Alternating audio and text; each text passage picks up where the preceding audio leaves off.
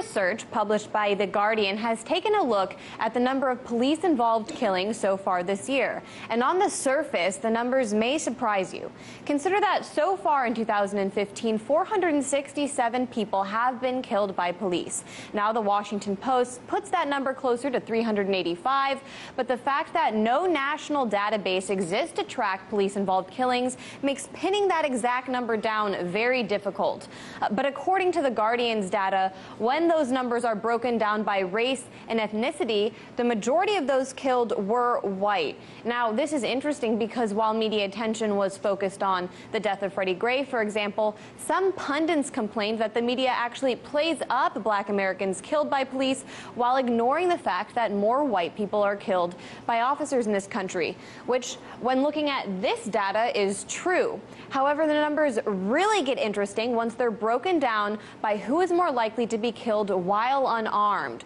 Once that factor is accounted for, you can see that only 15% of white people killed by police were unarmed, while an entire 32% of black people killed had no weapon.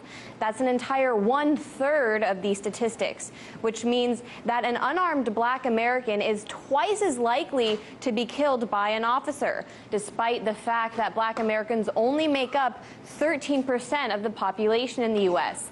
And while minorities account for about half of all people killed by police, they make up 2/3 of the people who were killed despite being unarmed. The executive director of Amnesty International USA, Stephen Hawking, said the numbers are startling, going on to say the disparity speaks to something that needs to be examined to get to the bottom of why you're twice as likely to be shot if you're an unarmed black male.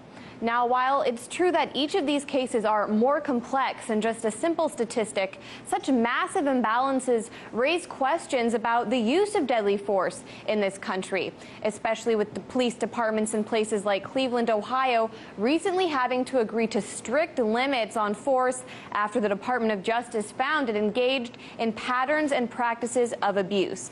And of course, these numbers lie at the heart of movements like Black Lives Matter. Meanwhile, according to the FBI's preliminary statistics for this year, so far 51 law enforcement officials have been killed in the line of duty as well.